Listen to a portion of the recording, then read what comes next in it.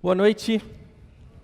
A gente está dando então prosseguimento à nossa série de reflexões na primeira carta do apóstolo Pedro. Então, por favor, abra sua Bíblia, capítulo 1, e a gente hoje vai conversar à luz da leitura a partir do versículo 17 do capítulo 1 e vamos até o versículo 21. Primeira carta do apóstolo Pedro, capítulo 1, do versículo 17 ao versículo 21. E o texto diz assim: Uma vez que vocês chamam Pai aquele que julga imparcialmente as obras de cada um, portem-se com temor durante a jornada terrena de vocês. Pois vocês sabem que não foi por meio de coisas perecíveis como prata ou ouro que vocês foram redimidos da sua maneira vazia de viver, transmitida por seus antepassados, mas pelo precioso sangue de Cristo, como de um cordeiro sem mancha e sem defeito, conhecido antes da criação do mundo, revelado nestes últimos tempos em favor de vocês. Por meio dele, vocês creem em Deus, que o ressuscitou dentre os mortos e o glorificou, de modo que a fé e a esperança de vocês estão em Deus. Vamos orar?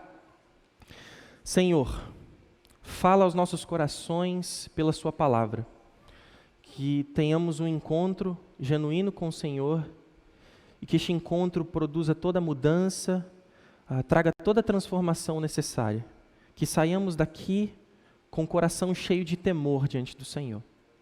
Em nome de Cristo Jesus, nós oramos. Amém. Deixa eu colocar meu tempo aqui.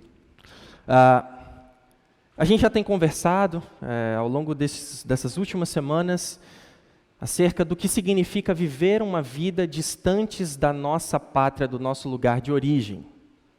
A gente trouxe esse tema de série, compreendendo que nós, enquanto discípulos de Jesus, vivemos essa vida no hoje, ansiando pela nova vida que há de se revelar na vinda do nosso Senhor Jesus Cristo. Então, tudo que fazemos, a gente não tem todas as nossas fichas apostadas nos nossos empreendimentos terrenos e tudo aquilo que a gente conquista aqui. Mas sabemos que o nosso tesouro, o nosso bem precioso está em Jesus e nos será dado na vinda do nosso Rei, e ansiamos, aguardamos por isso. Mas existe um proceder. Vivemos essa vida certos de que não somos daqui, mas existe uma forma correta de viver. Existe uma forma correta onde cumprimos a missão que o nosso Senhor nos deu, missão de sermos sal e luz, missão de sermos discípulos de Cristo, proclamando as virtudes do nosso Deus, o Deus que nos chama a recomeçar, o Deus que nos deu o novo começo. Então, existe uma forma de viver. Na semana passada, nós conversamos acerca do que significa santidade. Compreendendo que santidade não é simplesmente eu ser muito bom, certinho o tempo inteiro, uma pessoa pura. Mas santidade tem a ver com compreendermos que fomos separados por Deus para uma vida significativa, uma vida cheia de propósito, e uma vida também que espelha a majestade e a grandeza de um Deus que é único. Um Deus que não há nenhum outro igual e incomparável. Então, santidade é um reflexo do caráter do nosso Senhor, e nós, enquanto seus discípulos, enquanto filhos dele, somos chamados para uma vida separada, uma vida de um santo ofício, um novo proceder. Então, hoje a gente conversa acerca de algo que eu sei que é um tema que a gente afasta da nossa mente quando a gente se depara nas Escrituras. Eu não sei se você faz isso, mas eu confesso meu pecado. A minha tendência é de olhar para esse tema e não. Temor a Deus, temor na caminhada, sabe?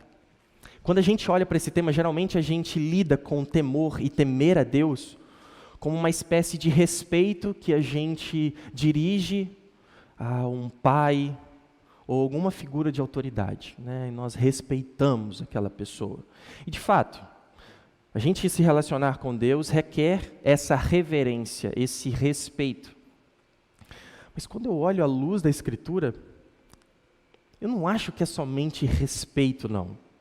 Me parece que todas as pessoas que têm um encontro com o Senhor vão além do respeito. Eu acho que, na verdade, elas vão muito próximos ao que significa medo. Sabe, o primeiro momento de encontro com Deus é um momento de medo.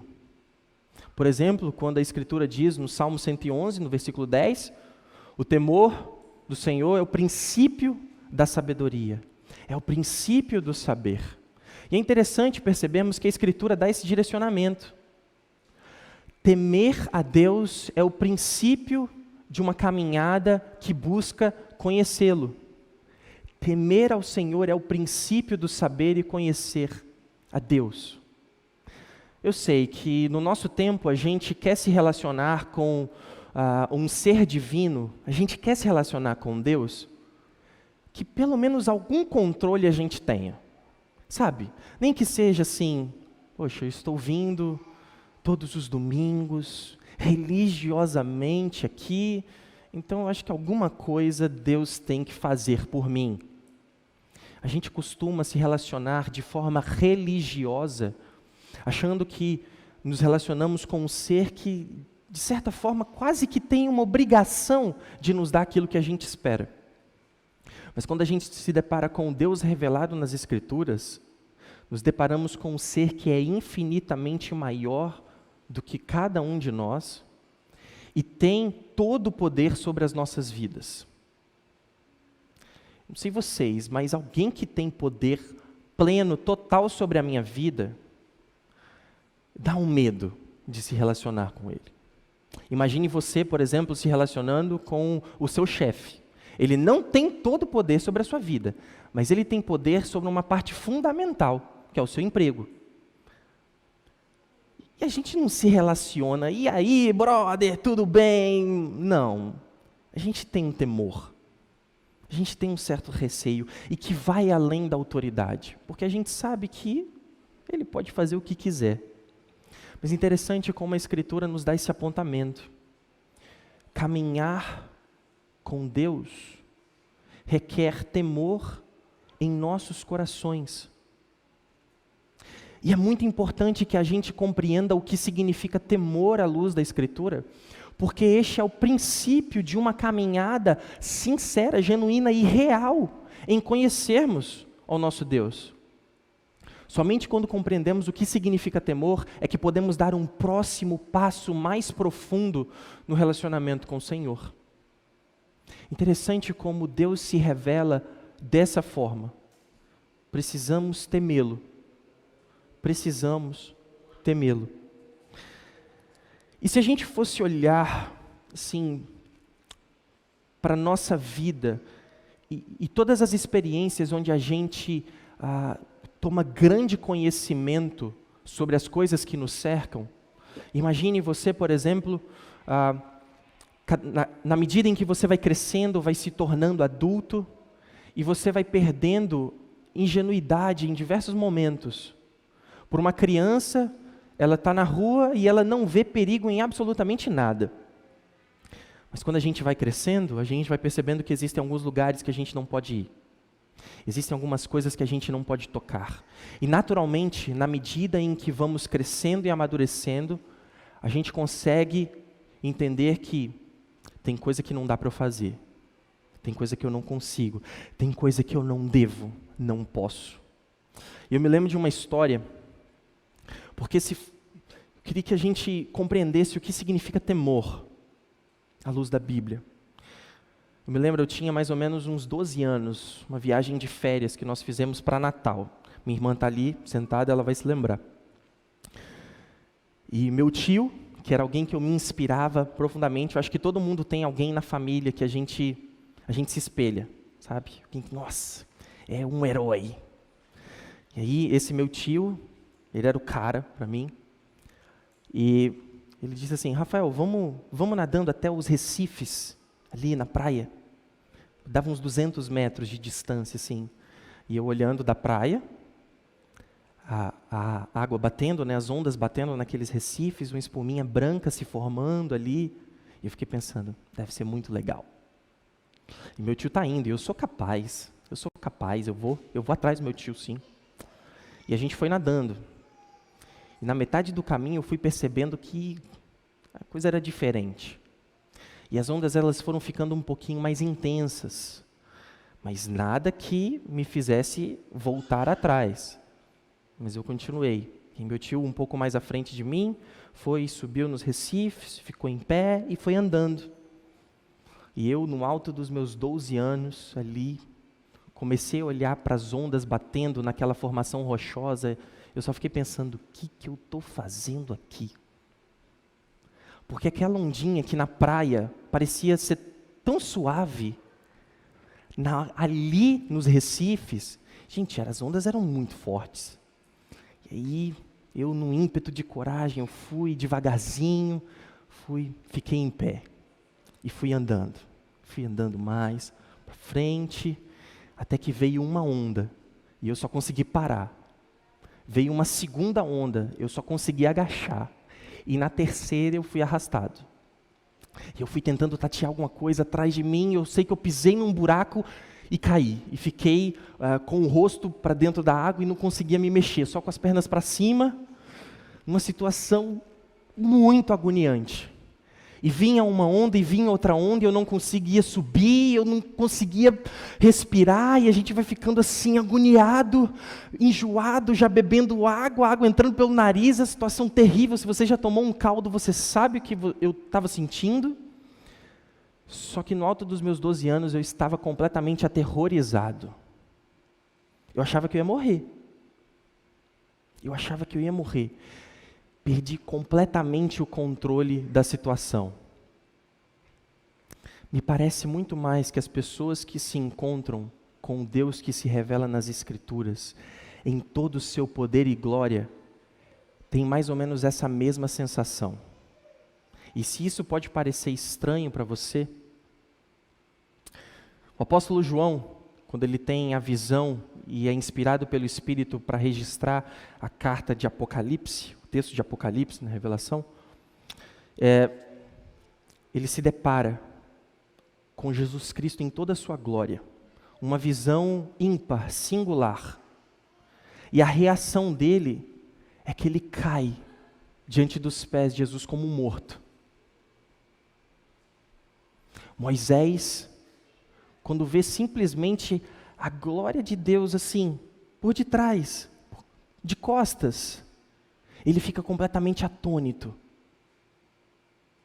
Isaías, o profeta Isaías, quando ele se depara com a glória de Deus, com a santidade e a majestade de Deus, a reação dele instintiva é: eu vou morrer. Eu sou pecador, e eu vi o Senhor. Eu vou morrer. Percebe que vai muito além de uma simples reverência? Conhecer profundamente o Senhor implica em conhecermos todo o poder dEle. Reconhecermos que Ele é infinitamente maior do que cada um de nós. Não há espaço na nossa relação com Deus, o Deus que se revela à luz da Escritura, de acharmos que de alguma forma a gente consegue manipulá-lo. A gente consegue barganhar com Ele. A gente dá um jeitinho, sabe? Um jeitinho de convencer. O Deus que se revela na sua palavra, Ele é infinitamente poderoso. Ele criou todas as coisas pelo poder da sua voz. Se Ele quiser, cada um de nós aqui volta ao pó com só uma palavra, um único sopro. Não sei se você entendeu o que isso significa. Medo, temor, assombro. Isso é fundamental para que nós nos relacionemos com Deus. Para que a gente compreenda de fato quem Ele é.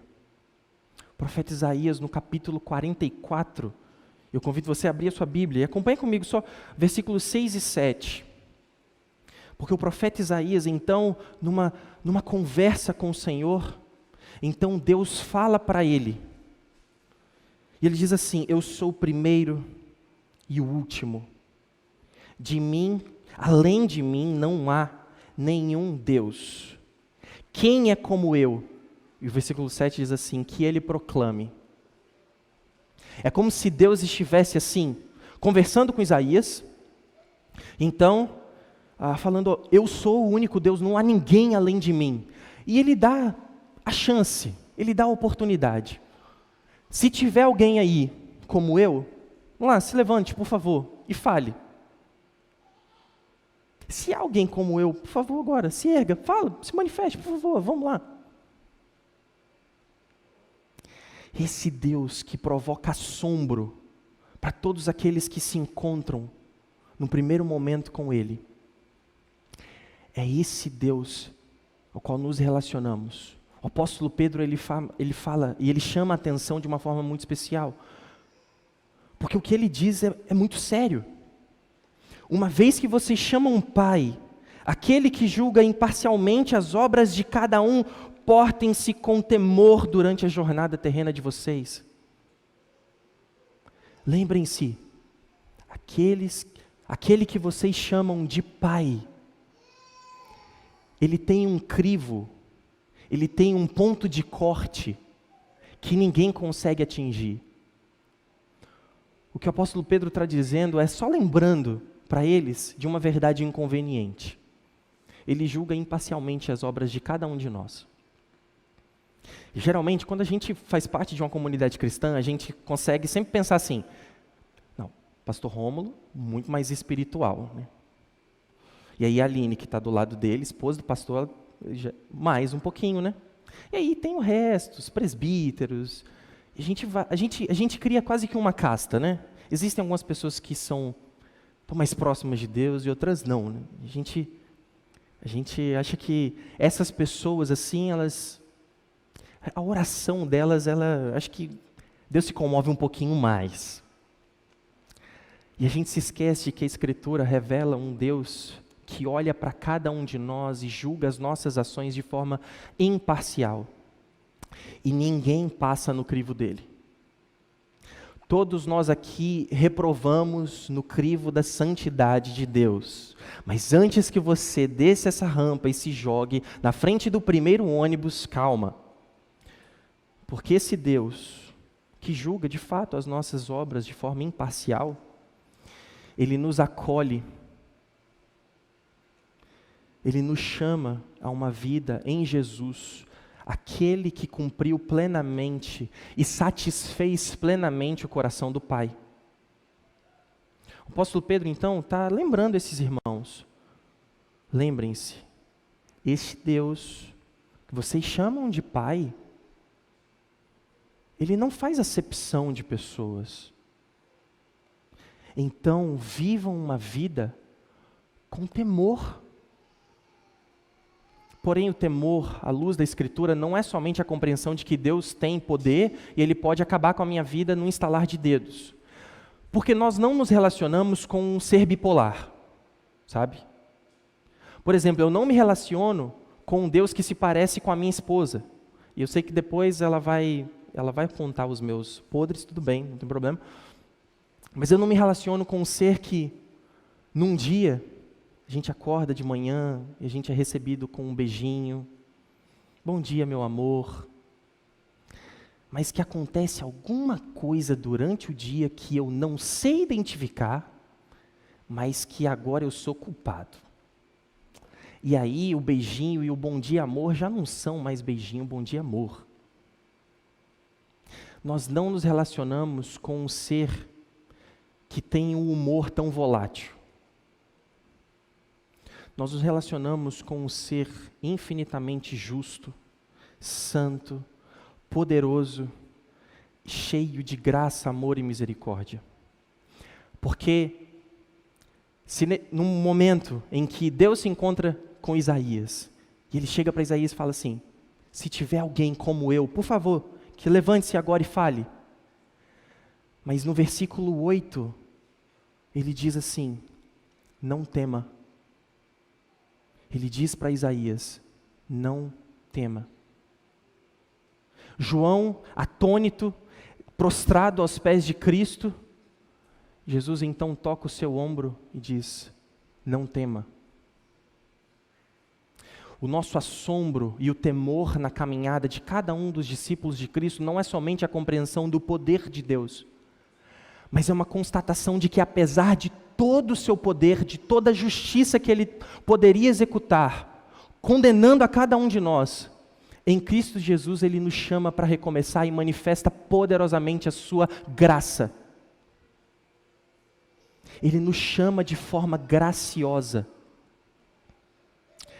Então, quando a Escritura nos encoraja a trilharmos uma vida, caminharmos em temor diante do Senhor, não é somente uma constatação do poder infinito de Deus, mas também o assombro diante da infinita e majestosa graça do nosso Senhor.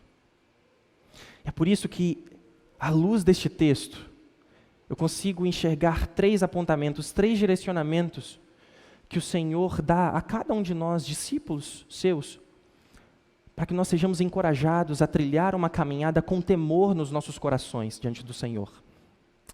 O primeiro ponto, que está no versículo 18, e deixa sua Bíblia aberta, é que nós somos encorajados a caminharmos com temor em nossos corações diante de Deus, porque Ele nos deu uma nova vida e uma vida cheia de propósito, uma vida cheia de significado. Acompanhem comigo a leitura. Vocês sabem que não foi por meio de coisas perecíveis como prata ou ouro que vocês foram redimidos da sua maneira vazia de viver, transmitidas pelos seus pais, pelos seus antepassados. Temor. O apóstolo Pedro, ele encoraja aqueles irmãos a encherem os seus corações de temor diante de Deus, porque o propósito de suas vidas não foi algo alcançado pela sua própria labuta, pelo seu próprio trabalho, mas foi pela graça, pela misericórdia de Deus, que nos resgatou e nos redimiu de uma vida vazia de sentido. Temor no nosso coração diante de Deus, que tinha todo o direito de aniquilar cada um de nós, mas manifestou graça. Ele nos deu sentido, nova vida, um novo proceder. A sabedoria bíblica ela é muito especial, porque não é simplesmente a gente compreender intelectualmente que Deus é muito maior que nós somos infinitamente menores, e a gente então tem que se colocar no nosso devido lugar. Mas o encontro com o Senhor nos chama, nos conduz a uma vida diferente, uma vida cheia de significado. Provérbios capítulo 8, versículo 13, diz algo muito especial. Diz assim: temer o Senhor é odiar o mal. O mau comportamento, odeio o orgulho e a arrogância, o mau comportamento e o falar perverso. Se Deus então nos conduz a uma vida de temor, a uma caminhada de temor a Ele, o temor do Senhor, que é o primeiro passo numa relação profunda. Então a gente compreende que não é simplesmente uma constatação de quem somos, mas um chamado a uma nova vida. Temer a Deus implica em vivermos como Ele quer, como Ele nos fez para ser. E é por isso que, se num primeiro apontamento, a gente é encorajado pelo Senhor a trilharmos uma vida cheia de significado e propósito, com temor nos nossos corações, então no segundo momento, a gente pode perceber que, e acompanhe a sua Bíblia, abra de novo, versículo 19 e 20, do capítulo 1, da primeira carta de Pedro, porque o Senhor nos chama a uma caminhada de temor, porque é Jesus Cristo que se revela a nós. E o que isso significa? Que a história não é sobre mim, não é sobre você. A história não é sobre mim.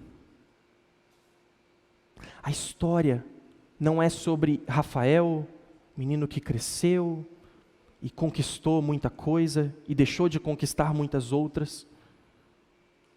Mas na verdade a história é sobre Jesus Cristo. Versículo 19. Fomos alcançados pelo precioso sangue de Cristo, como de um cordeiro sem mancha e sem defeito, conhecido antes da criação do mundo, revelado nestes últimos tempos em favor de vocês. O único que poderia resolver a nossa situação diante do Deus Criador. o único que poderia de fato cumprir a lei plenamente e nos dar vida, Jesus Cristo. Ele se deu a cada um de nós. Somos chamados então a uma caminhada de temor no nosso coração, porque a história não tem a ver sobre mim. Tudo é sobre Jesus, tudo é sobre Jesus Cristo, Deus encarnado.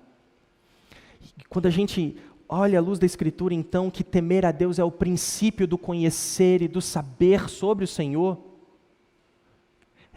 é justamente assim, o ponto de equilíbrio entre vivermos uma vida com temor reverente e assombro diante de Deus, mas uma vida que não barateia a graça e o sacrifício de Jesus Cristo. Recebemos de graça nova vida em Jesus, e nós nunca saberemos o que isso custou. Compreender o que isso custou para Deus. Ele abriu mão da sua glória, se fez como homem, como cada um de nós, frágil, e veio servir-nos, mas isso não o diminuiu. É uma escolha do próprio Deus em manifestar plenamente toda a sua glória. A gente tem que caminhar, vivermos uma vida diante do Senhor, com temor no nosso coração, diante de tamanha graça que nos foi manifesta em Jesus. É por isso que quando eu me levanto na segunda-feira, eu não posso achar que eu estou alcançando as coisas porque eu sou muito bom.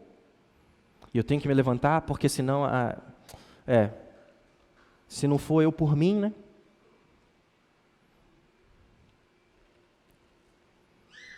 Tudo tem sentido, todo o universo ganha cor na beleza da majestade de Cristo Jesus. Ele se revelou a cada um de nós. E a cada novo momento, a cada novo dia, é mais um convite que Ele nos dá para recomeçar.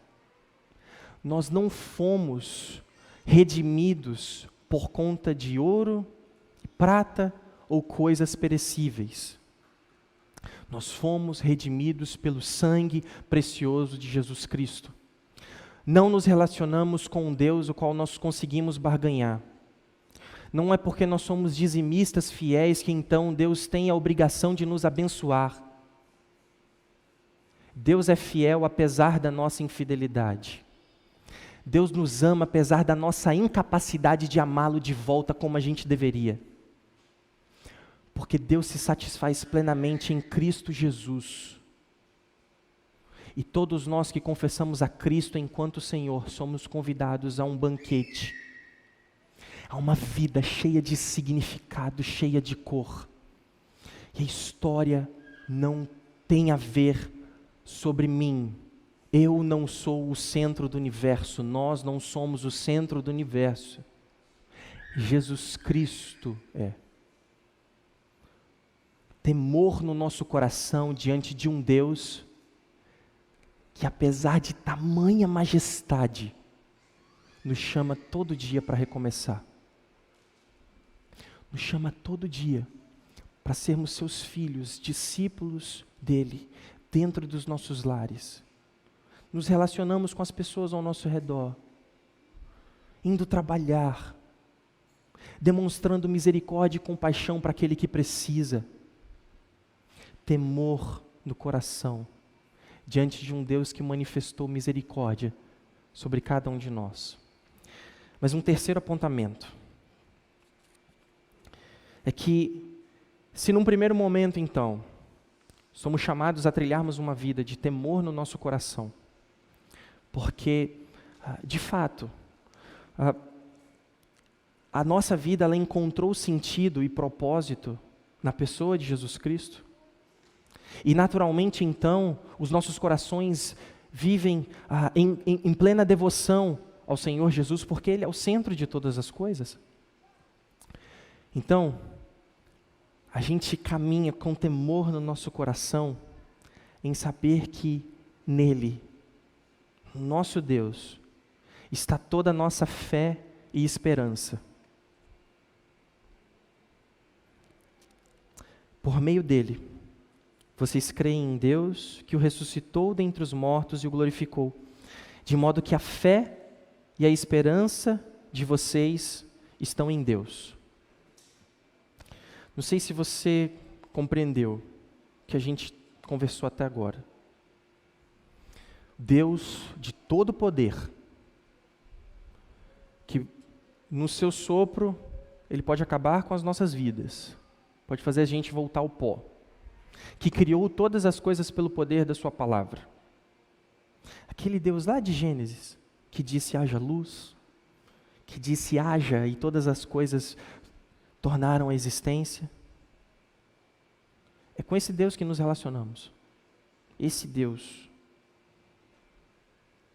E se esse Deus está conosco, se esse Deus é a raiz e o fundamento de nossa fé e esperança, por que vivemos uma vida com medo de tantas coisas? Por que a gente teme tanto amanhã? Por que tememos tanto as adversidades? Por que, por exemplo, em períodos de eleições a gente fica tão alvoroçado e com o coração tão atribulado? Porque parece que é a política que vai nos redimir e a gente tem que dar o voto certo. Por que a gente se levanta pela manhã, prontos para o trabalho e pensando assim, eu não vou dar conta, eu não consigo? Por que quando o menino e a menina acordam, logo cedo, depois de você ter passado uma noite péssima, e você pensa assim, eu não vou dar conta, eu não vou conseguir? Por que diante de um diagnóstico completamente inesperado, nós perdemos as nossas esperanças? Gente, se nós nos relacionamos com Deus que tem todo o poder, e Ele é a base da nossa esperança e da nossa fé, por que viver uma vida de medo? Interessante como a Escritura fala, né? O amor de Deus lança fora o medo. E a Escritura não fala que o amor de Deus lança fora o nosso temor que temos a Deus, não. O amor de Deus lança fora o medo, um medo que não tem fundamento numa vida que se entregou plenamente ao Pai, Criador de todas as coisas, Senhor sobre tudo, que governa a existência, que nada foge do seu controle. Ele é a base, a raiz da nossa fé e da nossa esperança. Então por que a gente teima em temer as circunstâncias? Sabedoria bíblica diz que o temor do Senhor conduz à vida. O primeiro passo que a gente dá é um passo de entrega. É um passo de constatação, quem eu sou diante do Senhor. Eu sou nada. Eu não consigo controlar as pessoas ao meu redor.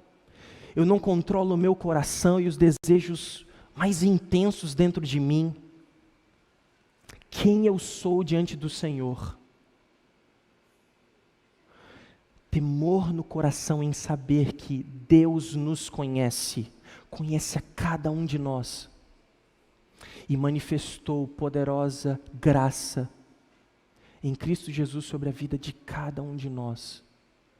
E momentos como esses são convites para a gente recomeçar, em reacendermos a fé e a esperança em Cristo Jesus. E compreender que esse Deus majestoso, que a gente não consegue compreender, se esse Deus é por nós, quem pode ser contra nós? Quem pode se levantar contra nós, nós que estamos achados debaixo do amor e do poder e da glória de Cristo Jesus? Quem? É por isso, meus irmãos, que numa caminhada de exílio, numa caminhada onde a gente anseia para que o nosso Senhor venha, estabeleça plenamente o seu reino, não deixa de ser uma caminhada onde constantemente a nossa fé e a nossa esperança é abastecida no Deus que caminha conosco. O Espírito do Senhor, que habita nos corações, nas vidas de cada um que se renderam ao governo justo e amoroso de Cristo Jesus. Este Deus caminha com cada um de nós. Não há motivo para temer as circunstâncias. Há todo o encorajamento do nosso Senhor em trilharmos uma vida de temor nos nossos corações. Temor diante de um Deus assombrosamente poderoso. Um Deus que não entra na nossa compreensão. E que a parte difícil da gente compreender é que, apesar disso tudo, Ele nos amou. Vocês já pararam para pensar como o nosso coração funciona? A gente, quando a gente recebe um aumento salarial, e a gente já fica pensando assim, poxa, já vou crescer aqui na minha qualidade de vida. Aí você já começa a rever as suas companhias. Você pensa assim, esse pessoal aí não... Difícil caminhar com eles, né? Não tem um gosto tão requintado como eu. E a gente está sempre se comparando. Uma caminhada com Cristo Jesus, cheia de temor no nosso coração, compreende que fomos agraciados. Caminhamos com Ele pela graça. Há um novo proceder. Há uma nova vida. E percebem como os nossos corações são constantemente seduzidos a firmarmos os nossos olhos nas circunstâncias?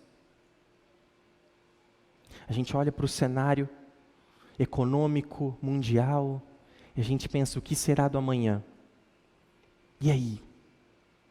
Como é que vai ser? A gente recebeu a notícia do nosso chefe de que a gente não vai continuar na caminhada. E aí? O que vai acontecer? A gente recebeu um diagnóstico completamente inesperado. E agora? O que vai acontecer? De fato, essas perguntas vêm. Mas uma coisa a gente pode ter certeza. De que o Deus Todo-Poderoso nos ama, manifesta o seu poder sobre cada um de nós. E nos convida a afirmarmos as nossas esperanças nele. Queria chamar os meninos aqui à frente, para a gente cantar a próxima música. Eu queria que essa próxima música que vamos cantar seja uma oração cantada por cada um de nós, pedindo para que o Espírito do Senhor encha as nossas vidas. Que esse momento aqui seja cheio de significado, porque a gente não está se relacionando com Deus que a gente tem que amansar a ira dele. A gente vem aqui, a gente se senta e canta algumas músicas, a gente ouve uma palavra e assim Deus está em paz conosco. Não! Os nossos corações, a gente se enche de gratidão por um Deus que nos chamou, nos amou. Privilégio estarmos juntos aqui, compreendendo que a nossa vida tem significado e tem propósito, porque vivemos para Ele. Que essa próxima música seja uma oração sincera de cada um de nós. Espírito de Deus, enche os nossos corações, enche as nossas vidas. Queremos cada vez mais de Ti, cada vez mais confiar em Ti, cada vez mais depender do Senhor.